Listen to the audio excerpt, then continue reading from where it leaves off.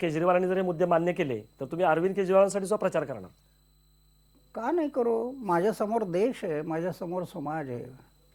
मी संकुचित दृष्टीने कुठल्या पक्ष आणि पार्टी असा संकुचित विचार करत नाही. माझ्यासमोर देशाचा विचार, कारण माझं जीवनच संबंध देशासाठी मी अर्पण केलेलं आहे. आणि म्हणून असे लोक जर ह्या देशाचं चित्र बदलण्यासाठी पुढे येत असतील तर आपण का करू नये? म्हणजे मेधा पाटकर या सुद्धा राजकारणामध्ये आलेले तुमच्या सहकारीच आहेत, ज्याला आपण टीम अण्णा म्हणत होतो, त्याच्या कोर ग्रुपच्या त्या सदस्य पण होत्या, त्या पण आता उभारत आहेत.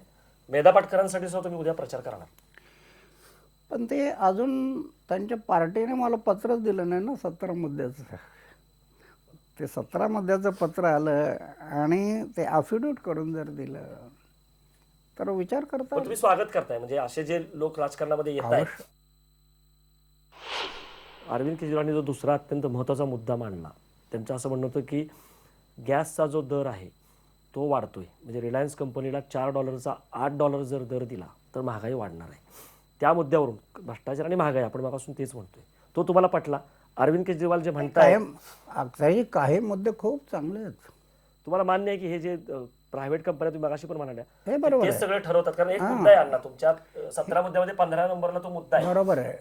ह्या ज्या गॅस आहेत, गॅस आहे, रॉकेल, गॅस कंपन्या आहेत, पेट्रोल कंपन्या आहेत, हे आपले दर आपण ठरवतात आणि मग त्याच्यातून जनतेवरती बोज पडतो. आता तुम्ही पहा ना, 2 महिन्यातून 1 महिन्यातून दर बदलतात. हे म्हणून हे दर ठरवण्याचे अधिकार हे सरकारकडे असायला पाहिजे किंवा जॉईंटली असायला पाहिजे. कशाच्या आधाराने दर ठरवता तुम्ही हे जनतेला कळलं पाहिजे. केजरीवाल जे म्हणतायत की अंबानी किंवा रिलायन्सचे काँग्रेस आणि भाजप हे दुकान आहेत, एजंट आहेत, मोदींना मत म्हणजे अंबानींना मत, ह्याच्याशी तुम्ही सहमत आहात? फरक पडेल हे जे म्हणतायत केजरीवाल? त्याचा फरक पडेल ना. तथ्य आहे याच्यामध्ये? तथ्य आहे, कारण आता एवढे वर्ष हे चाललेलं आहे. समाजाचा विचार न करता स्वतःचा विचार करून जे हे सगळं उद्योग चाललेले आहेत तर हे घातक आहेत, समाजाला मारक आहेत.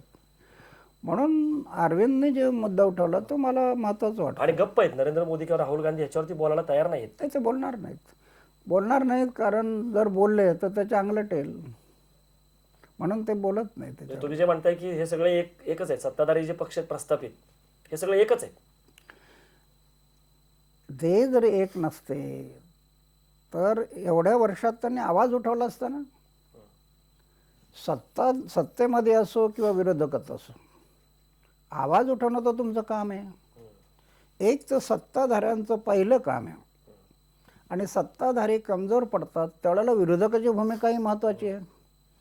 पण विरोधकही गप्प आहे आणि सत्ताधारी गप्प आहेत.